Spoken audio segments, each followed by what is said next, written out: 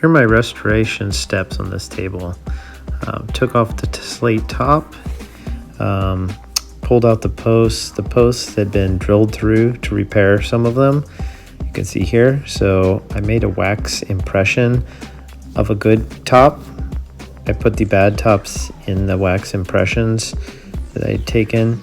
I poured clear epoxy into there and set carriage bolts in. After it was done, I painted it and put them back in the table.